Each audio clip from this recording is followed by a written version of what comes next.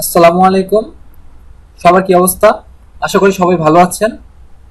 অনেকদিন ধরে আমার পরীক্ষা নিয়ে আমি ভীষণ ব্যস্ত। কোনো ধরনের ভিডিও আমার চ্যানেলে দেওয়া হচ্ছে না, এজন্য আমি অত্যন্ত দুঃখিত। পরীক্ষার মাঝখানেও একটু কষ্ট করে সময় বের করে আপনাদের জন্য একটা ভিডিও নিয়ে আসলাম। আজকে হচ্ছে একটা স্পেসিফিক কলেজের অ্যাসাইনমেন্টের সলিউশন দেখাবো, আইসিটি সাবজেক্টের একাদশ শ্রেণীর। এখানে ফার্স্টের কোশ্চেনটা ছিল ইউনিকোড কি, তারপরে কোশ্চেনটা ছিল কম্পিউটার গণনায় বাইনারি পদ্ধতি কেন গ্রহণযোগ্য। আসুন আমরা ক আর খ প্রশ্নটা আগে দেখে নিই। এটা হচ্ছে ক, বিশ্বের সকল ভাষাকে কম্পিউটারে কোডমুক্ত করার জন্য বড় বড় কোম্পানিগুলো একটি মান তৈরি করেছেন, যাকে বলা হয় ইউনিকোড। এখানে সকল ভাষাকে কম্পিউটারে কোডমুক্ত করার জন্য এটা হচ্ছে উদ্দেশ্য। খ নম্বরের প্রশ্নটা ছিল বাইনারি পদ্ধতি কেন ব্যবহার করা হয় কম্পিউটারে। জাস্ট আমি কথাটা বাড়াবো না অযথা, আপনারা দেখে দেখে এখান থেকে এই পর্যন্ত লিখে ফেলুন। যখন লেখা হয়ে যাবে তখন হচ্ছে গ নাম্বার কোশ্চেনটা আমি দেখাবো। ভিডিওটি পজ করে তারপর আপনারা লিখবেন এবং তারপরে হচ্ছে আমি গ নাম্বারটা দেখাবো। গ নাম্বারটা হচ্ছে উদ্দীপকে তানিয়া মোট কত টাকা খরচ করলো তা 3 ভিত্তিক সংখ্যায় নির্ণয় করো। তানিয়া হচ্ছে এটা জনপ্রিয় একটা পার্কে ঘুরতে গেছে, তার যাতায়াত খরচ এত টাকা, তার টিকিট ক্রয় টাকা ছিল এত টাকা, এবং সে এত টাকা খাবার কিনলো এবং দোকানিকে সে দিল 200 টাকা। পরবর্তীতে দোকানি তাকে 25 টাকা ফেরত দিলেন। এখন মোট যে খরচটা হয়েছে সেটা 3 ভিত্তিক সংখ্যায় নিতে হবে। আসুন অ্যান্সারটা দেখা যাক। প্রথমে তানিয়ার মোট খরচটা আমরা লিখবো যে যাতায়াত খরচ, টিকিট খরচ, দেন হচ্ছে খাবার খরচ। যাতায়াত খরচটা এখানে যেটা ছিল, আমরা একটু প্রশ্নের দিকে চলে যাচ্ছি। যাতায়াত খরচটা ছিল 423, বেস ছিল 8, আমরা দিয়েছি। এখানে আমরা জানি যে মানুষের বোধগম্য ভাষা হচ্ছে দশমিক, সো আমরা প্রত্যেকটা সংখ্যা কি দশমিকে কনভার্ট করব। সো আমরা দশমিকে প্রত্যেকটা কনভার্ট করার পর আমরা এরকম কিছু সংখ্যা পেলাম। প্রথমে 275, তারপর এটা 78 এবং তারপর এটা 175। পাওয়ার পরে আমাদের কাজটা হবে মোট খরচগুলো যোগ করা। যোগ করে আমরা পেয়েছি 528। সো 528 কে আমাদের নিতে বলেছে 3 ভিত্তিক সংখ্যায়। আমরা জানি দশমিক সংখ্যা থেকে যে কোনো সংখ্যা নিতে হলে ভাগ করতে হয় দশমিকের বামের অংশ। যেহেতু এখানে কোনো দশমিক নেই, পূর্ণ সংখ্যা, সো আমরা হচ্ছে এখানে সিকোয়েন্সিয়ালি 3 দিয়ে ভাগ করব। ভাগ করার পরে আমাদের হচ্ছে ডান পাশে অবশিষ্টগুলো থাকবে এবং তারপর এমএসবি থেকে এলএসবি পর্যন্ত আমরা হচ্ছে লিখব। সো আমাদের অ্যান্সার হচ্ছে 201120। আমরা হচ্ছে এইটা লিখবো এবং অবশ্যই এখানে আমরা 3 দিয়ে দিব। আমাদের ঘ নাম্বার প্রশ্নটা ছিল উদ্দীপকের দোকানির টাকা দেওয়ার পরিমাণ যথাযথ হয়েছে কিনা তা যোগের মাধ্যমে মূল্যায়ন করো।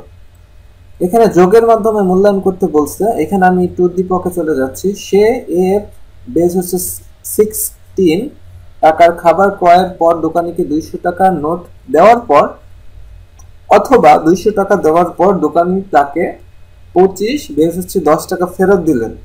এক্স্যাক্ট আমাদের হচ্ছে এই টাকাটা ঠিক আছে কিনা বা এই কথাটা যুক্তিসঙ্গত কিনা এটা আমাদের গাণিতিক বিশ্লেষণের মাধ্যমে দেখাইতে হবে, কিন্তু যোগের মাধ্যমে দেখাইতে হবে।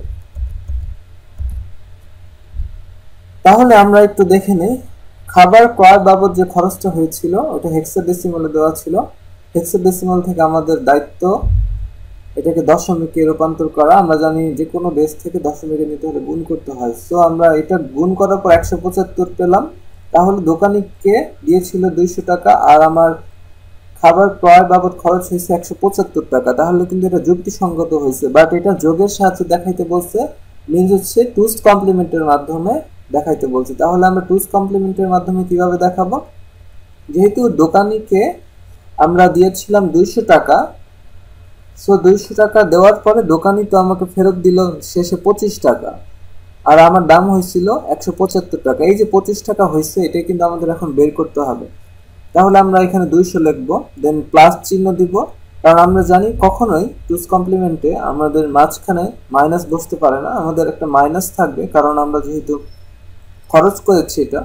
এই মাইনাস সংখ্যাটাকে আমরা একটা ব্র্যাকেটের ভিতর দিয়ে দিব। দেন আমরা এটার বাইনারি সংখ্যা আর এটার বাইনারি সংখ্যা বের করব। বের করার পর আমাদের যেহেতু এই সংখ্যাটা আগে মাইনাস আছে, সো আমরা এই সংখ্যাটাকে আলাদাভাবে ওয়ান্স এবং টুস কমপ্লিমেন্ট করার চেষ্টা করব। এখানে ওয়ান্স করেছি আর এখানে হচ্ছে টুস করেছি, করার পর আমাদের ফাইনালি একটা অ্যান্সার আসবে। এটা কিন্তু আসলে অ্যান্সার না, এটা হচ্ছে আসলে এই সংখ্যার ক্ষেত্রে অ্যান্সার। তাহলে আমাদের এই প্রথম সংখ্যাটার সাথে আমাদের এই সংখ্যাটা এখন হচ্ছে অ্যাডিশন করতে হবে, মানে যোগ করতে হবে। এটা হচ্ছে এই সংখ্যাটা, আর এটা হচ্ছে আমাদের দ্বিতীয় সংখ্যাটা। এই যেটা যোগ করার পর আমরা দেখতে পাচ্ছি এরকম কিছু আসতেছে। আর আমাদের যে এই বাহিরের সংখ্যাটা, এটা হচ্ছে আমরা জানি এটা ধরার দরকার হয় না, এটা হচ্ছে ক্যারি বিট। সো আমরা কিন্তু অ্যান্সার লিখে দিব এতটুক। এখন এতটুকের মান কি 25 হয়েছে কিনা আমরা দেখি একটু। 1 2 4 8 16।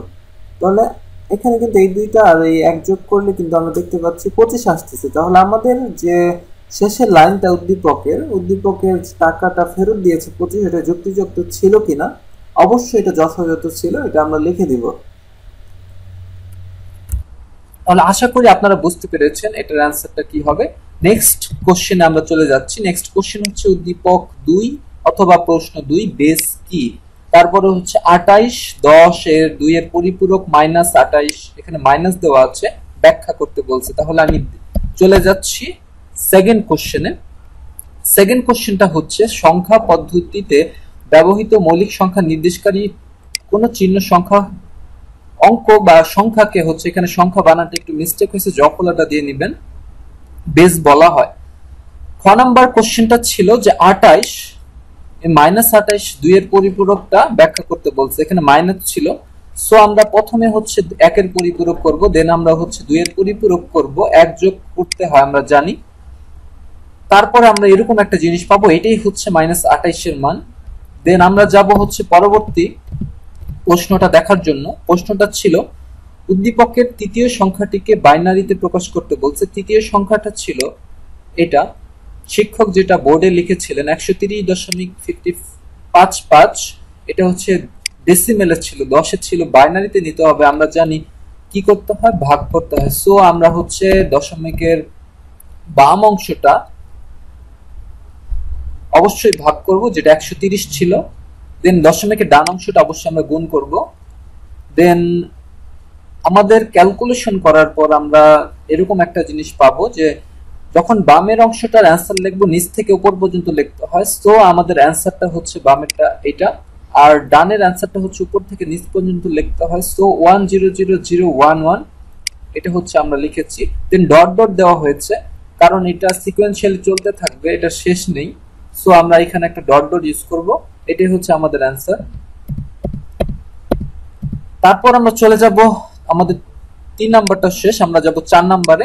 4 নাম্বারে বলছে উদ্দীপকের প্রথম ও দ্বিতীয় সংখ্যার মধ্যে বড় সংখ্যা কোনটি এবং ছোট সংখ্যার বড় থেকে ছোট সংখ্যা বিয়োগফল করতে হবে এবং বিয়োগফলটা অক্টালে নিতে হবে। সো আমরা দেখি এটার অ্যান্সারটা কিভাবে করা হয়েছে। আমরা দেখতে পাচ্ছি প্রথম সংখ্যাটা হচ্ছে FF6, এটাকে যদি আমরা দশমিকে নেই এটা আসতেছে 4092। তারপরে আমরা যদি দ্বিতীয় সংখ্যাটা দেখি F9, তারপর হচ্ছে ছিল D, এটাকে যদি আমরা ডেসিমেলে নেই তাহলে 3997। আমরা দেখতে পাচ্ছি এই প্রথম সংখ্যাটা হচ্ছে বড়, সো আমরা এখানে হচ্ছে গ্রেটার দ্যান সিম্বল ইউজ করেছি। দেন হচ্ছে আমরা মাইনাস করেছি, এটা মাইনাস করে আমাদের আসতেছে 5F। 5F আসার পরে আমরা আমাদের অ্যান্সার নিতে বলছে হচ্ছে অক্টালে। সো আমাদের টার্গেট হচ্ছে অক্টালে নেওয়া। আমরা কিন্তু অক্টালে বাইনারিতে বানিয়ে তারপর নিতে পারি, এটা আমাদের জন্য সুবিধা হয়। সো আমরা এখানে হচ্ছে বাইনারি বানিয়েছি, তারপর হচ্ছে আমরা এখানে বাইনারি থেকে অক্টালে নিয়েছি। বাইনারি থেকে অক্টালে নিতে হলে অবশ্যই আমাদের 3 করে ভাঙতে হবে। 3 করে ভাঙার পর আমরা দেখতে পাচ্ছি 1 2 4 4 5 6 7, এভাবে কিন্তু আমাদের একটা অক্টালের মান আসলো এবং এটাই হচ্ছে আমাদের সেই কাঙ্ক্ষিত অ্যান্সার। এখন আমরা চলে যাব ভিউয়ার্স 3 নাম্বার প্রশ্নে। 3 নাম্বার প্রশ্নে দেখা যাক কি বলা হয়েছে। 3 নাম্বার প্রশ্নে হচ্ছে প্যারিটি বিট কি, তারপরে হচ্ছে 7 আর 3 যোগ করলে 12 হয় কিভাবে। অসম্ভব জিনিস, আসলে 7 আর 3 যোগ করলে সবসময় 10 হয়, 12 কিভাবে হয় এটাই আজকে আমরা দেখব। তাহলে 7 আর 3 যোগ করলে কি হয় এটা একটু পরে দেখি, ক নাম্বারটা একটু দেখে নিই আগে। প্যারিটি বিটের প্রশ্নটা, প্যারিটি বিট হচ্ছে ডেটা আদান প্রদানের সময় এক বিট প্যারিটি বিট আগে যোগ করতে হয়। লেখা যদি কম বোঝা যায় আমি একটু জুম করে দিচ্ছি আপনাদের বোঝার সুবিধার জন্য। ডেটা আদান প্রদানের সময় এক বিটের প্যারিটি বিট আগে পরে ডেটা পাঠানো হয় প্যারিটি বিটের মাধ্যমে। প্রাপ্ত ডেটা ঠিক আছে কিনা সে সম্পর্কে ধারণা পাওয়া যায়। ডেটাকে পাঠানোর পূর্বে ডেটাকে পাঠানোর পূর্বে 0, এটা কারণ এটা আমার হাতের লেখা না, একটু ভুল বলার জন্য দুঃখিত। এবং 1-এর সিকোয়েন্স তৈরির পর তাতে জোড় সংখ্যক নাকি বিজোড় সংখ্যক 1 আছে তার উপর প্যারিটি বিট নির্ভর করে। সো আপনারা একটু কষ্ট করে লিখেন। তারপরে খ নাম্বারে ছিল অক্টাল সংখ্যা পদ্ধতিতে 7 ও 3 যোগ করলে 12 হয়। তাহলে এটার অ্যান্সারটা হবে হচ্ছে অক্টাল সংখ্যা পদ্ধতিতে। তাহলে অক্টাল সংখ্যা পদ্ধতিতে যদি আমরা 7 আর 3 যোগ করি তবে আমাদের হবে হচ্ছে 12। কিভাবে 12 হলো দেখেন, আমরা জানি অক্টাল সংখ্যা পদ্ধতির বেজ হচ্ছে 8, আর 7 আর 3 যোগ করলে আমাদের আসতেছে 10। সো আমরা বেজের থেকে কত বেশি? 2 বেশি। আমরা ডান পাশে বসাবো 2 আর আমাদের হাতে থাকলো 1, ওই একটা এখানে বসাবো। সো এভাবে কিন্তু আমাদের 12 আসছে। দেন আমরা চলে যাব হচ্ছে 3 নাম্বার প্রশ্নের গতে। 3 নাম্বার প্রশ্নের গতে বলছে t = r হলে বেস 5 নির্ণয় করতে বলছে। সো আমাদের যে r এর মানটা আছে এটাকে হচ্ছে আমাদের 5 বেস ভিত্তিক সংখ্যায় নিতে হবে। তাহলে চলুন দেখা যাক, আমরা নিয়ে ফেলি। তাহলে এটা হচ্ছে সেই অ্যান্সার ভিউয়ার্স। এই অ্যান্সারটা হচ্ছে কিভাবে করা হয়েছে একটু জুম করে নিচ্ছি আপনাদের বোঝার জন্য। প্রথমে t = r, এর মান হচ্ছে এখানে বেস 5 ভিত্তিক সংখ্যা নিতে বলছে। তাহলে আমরা প্রথমে আমাদের কাজ হচ্ছে যে কোনো সংখ্যাকে দশমিকে নিয়ে নিতে হবে। দশমিকে আমরা নিলাম, দশমিকে নেওয়ার পর আমাদের আসতেছে 118.625। এই যে 118.625 এটাকে আমাদের হচ্ছে 5 ভিত্তিক সংখ্যায় নিতে হবে। সো আমরা হচ্ছে জানি দশমিক সংখ্যা থেকে যে কোনো সংখ্যায় নিতে হলে ভাগ করতে হয়। সো দশমিকের বাম অংশটা আমরা পূর্ণ সংখ্যাকে ভাগ করব, ডান অংশকে গুণ করব। এরকম একটা জিনিস আসলো ভিউয়ার্স। আসার পর আপনার যে কাজটা হবে সেটা হচ্ছে আপনার এই যে এখানে 433 আমরা দশমিক দিব 433 এর পর, এটা নিচে থেকে উপর পর্যন্ত অ্যান্সার লিখতে হয়। এখানে লিখেছি, আর এখানে হচ্ছে উপর থেকে নিচ পর্যন্ত 303। এখানে আমরা ডট ডট ইউজ করব কারণ এটা কিন্তু সিকোয়েন্সিয়ালি চলতে থাকবে, বারবার একই জিনিস আসবে। সো গ নাম্বার কিন্তু আমাদের শেষ। সো আমরা কিন্তু 3 নাম্বারের গ শেষ করে ফেললাম। এখন আমরা যাব ঘ নাম্বার। পি এবং কিউ এর গড়কে হেক্সাডেসিমেলে প্রকাশ করতে বলছে। আসুন দেখে নেওয়া যাক। তাহলে পি ও কিউ, তাহলে পি ছিল এটা আর কিউ ছিল হচ্ছে এটা। পি আর কিউ এর মানটাকে আমাদের হচ্ছে কিভাবে করতে হবে, আমি দুইটা নিয়মে করতে পারি এটাকে। তাহলে ফার্স্ট হচ্ছে আমি পি এর মানটাকে চাইলে দশমিকে নিতে পারি। পি এর মানটাকে যদি হেক্সাডেসিমাল থেকে দশমিকে নিয়ে আমাদের আসতেছে 1007। আর যদি আমরা কিউ এর মানটাকে দশমিকে নেই তাহলে আমাদের আসতেছে 494। আমরা এই দুইটা মানকে সামেশন করব, মানে যোগ করব। এই দুইটাকে যোগফল করলে আমাদের আসতেছে কি আসতেছে 1501 আসতেছে। 1501 কে আমরা গড় করতে হলে যেহেতু দুইটা সংখ্যা, এই দুইটা সংখ্যাকে গড় করতে হলে 2 দিয়ে ভাগ করতে হবে। তাহলে আমাদের গড় করলে আসতেছে 750.5। আমরা 750.5 কে আমরা চাইলে 750.5 এটা কিন্তু দশমিকের ভ্যালু, তাহলে আমরা দশমিকের ভ্যালু লিখব। দশমিকের ভ্যালু থেকে আমরা জানি যে যে কোনো মানকে আমরা হেক্সাডেসিমেলে বানাতে পারি। সো আমরা কিন্তু এইভাবে বানাতে পারবো। আবার যদি চাই যে না আমরা এই নিয়মটা ফলো করব না, এটা হচ্ছে আমি করেছি ভিউয়ার্স, আর আমার একটা স্টুডেন্ট হচ্ছে বাম পাশে এভাবে করেছে। সে প্রথমে কি করেছে আমি একটু দেখতে চাই। যে সে হচ্ছে প্রথমে কিউ এর যে মানটা, কিউ এর মানটাকে হচ্ছে হেক্সাডেসিমেলে বানিয়েছে। হেক্সাডেসিমেল এবং পি এর মানটা হেক্সাডেসিমেল, দুইটা হেক্সাডেসিমেল যখন সমান হয়ে গেছে সে তখন এই দুইটার যোগফল করেছে। দেন এই দুইটার যোগফল করে তারপর হচ্ছে 2 দিয়ে ভাগ করেছে। টোটালি যেভাবেই করুন না কেন আপনার অ্যান্সার কিন্তু ঠিক আছে, কিন্তু আপনার অঙ্কটার অ্যান্সার কিন্তু একই হবে। এই যে লাস্টে যেটা দেওয়া আছে এটা অ্যান্সার হবে যেভাবেই করুন আপনি। 2.8 বেস হচ্ছে 16। এখন আপনার ইচ্ছা সম্পূর্ণভাবে ডিপেন্ড করে আপনি কিভাবে করতে চাচ্ছেন। 3 নাম্বার অঙ্কটা শেষ হওয়ার পর তারপর আমি চলে যাচ্ছি হচ্ছে 4 নাম্বার অঙ্কে। 4 নাম্বার অঙ্ক ছিল আমাদের সার্বজনীন গেট কাকে বলে, 2 এর পরিপূরক কেন গুরুত্বপূর্ণ। তাহলে আমরা দেখে নেই এটার অ্যান্সারটা। তাহলে এটার অ্যান্সারটা হচ্ছে সার্বজনীন গেট। আমি আর কথা বাড়াচ্ছি না, আপনারা একটু দেখে দেখে লিখে ফেলুন। এটা যদি বুঝতে প্রবলেম হয় আমি জুম করে দিলাম যেন আপনারা দেখতে পারেন খুব সহজে। এটা হচ্ছে 4 নাম্বারের ক। যে সকল গেটের সাহায্যে মৌলিক গেট সহ অন্যান্য সকল গেট তৈরি বা বাস্তবায়ন করা যায় সেই সমস্ত গেটকে সার্বজনীন গেট বলা হয়। আর 2 এর পরিপূরক গঠনের গুরুত্ব এটাও কিন্তু দেখে দেখে লিখতে পারেন, কথা না বাড়ানোটাই বেটার হবে। আর এটার অ্যান্সারটা বই আছে, আপনাদের আইসিটি যে বই আছে মেইন বইয়ের মধ্যে আপনারা অ্যান্সার পেয়ে যাবেন। সো এটা নিয়ে এত সময় নষ্ট করছি না, তারপরে চলে যাচ্ছি। তারপরে হচ্ছে আমাদের একটা কিউ এর মান ছিল, কিউ এর মানকে হচ্ছে আমাদের নর গেটের সাহায্যে বাস্তবায়ন করতে বলছে। এটা হচ্ছে 4 এর গ নাম্বারটা, এটা হচ্ছে কিউ এর মান।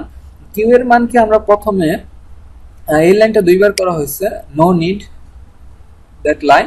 আমরা হচ্ছে এখান থেকে যেহেতু ব্র্যাকেট আছে, আমরা এই দুইটাকে এই যে এ দ্বারা গুণ করতে পারি। যখন এ দ্বারা গুণ হলো এরকম একটা কিছু হলো, তারপর এই যে এ বি কে আবার আমরা এই সি দ্বারা গুণ করতে পারি, তাহলে এরকম কিছু হলো। তারপরে এটা যা আছে সেভাবেই আমরা রাখলাম। তারপর আমরা দেখতে পাচ্ছি যে এখানে আমাদের একটা সূত্র অ্যাপ্লাই করা যায়, এ ইন্টু এ বার, অ্যান্সার হয় হচ্ছে 0 আমরা জানি। সো 0 হলে এটার কোনো দাম নাই, এই পাশেরটা আমাদের বাদ, আমাদের থাকতেছে ফাইনালি ডান পাশের দুইটা। ডান পাশের দুইটা আমরা লিখলাম এবং ডান পাশে আমরা ডি মর্গানের সূত্র অ্যাপ্লাই করতে পারি। আমরা জানি ডি মর্গানের সূত্র গুণ থাকলে যোগ হয়, সো আমরা হচ্ছে এখানে ডি মর্গানের সূত্রটা অ্যাপ্লাই করেছি। তারপর আমরা কি করছি, এখান থেকে কমন নিছি। আমরা কমন নিলে আমাদের এখানে বামে থাকতেছে এ এবং হচ্ছে সি, আর ডানে থাকতেছে শুধুমাত্র কোনো কিছু থাকতেছে না। সো আমরা ডান পাশে আমরা বি বার যেহেতু কমন নিয়ে নিছি, আমরা ডান পাশে 1 থাকতেছে, আর সি বারের মতোই কিন্তু থাকতেছে। সি বারে আমরা কোনো কিছু করি নাই। এখন আমাদের ফাইনালি এই যে এসি প্লাস 1 এটার মান আসতেছে 1। সো এটার মান যদি 1 হয় তাহলে বি বারের সাথে 1 ইনটু দিলে ওটা তো বি বারই হবে, আর এইটা থাকতেছে সি বার। সো আমাদের থাকতেছে কি, আমি একটু আপনাদের বোঝার জন্য জুম করে দিচ্ছি। তাহলে আমাদের ফাইনালি থাকতেছে হচ্ছে B bar plus C bar, আর উপরে দুইটা বার দিয়ে দিলাম এই কারণে যে আমাদের নর গেট দ্বারা কিন্তু কন্ডিশন দিয়ে দিচ্ছে বাস্তব। নর মানে অর এবং এন মানে হচ্ছে উপরে বার থাকবে। সো আমাদের কিন্তু এই অ্যান্সারটা শেষ। তারপরে আমরা চলে যাচ্ছি হচ্ছে 4 এর গ নাম্বার। 4 এর গতে বলছে যে আমাদের এই যে যেটা আমরা সরলীকরণ করলাম, সরলীকরণ করার পরে এটাকে দ্বারা আসলে সবচেয়ে কম উপায় কিভাবে আমাদের সার্কিট আঁকা যাবে। আমরা দেখতে পাচ্ছি ফাইনালি হচ্ছে আমরা এই আগের মতো করলাম, শুধুমাত্র আমরা শেষের লাইনে কোনো বার দেইনি। করার পরে আমাদের বি বার আর সি বার এই দুইটা বারের সাহায্যে আমরা হচ্ছে এরকম কিছু তৈরি করতে পারতেছি। আমাদের শুধুমাত্র একটা গেট লাগতেছে না, আমাদের লাগতেছে টোটাল 3টা গেট।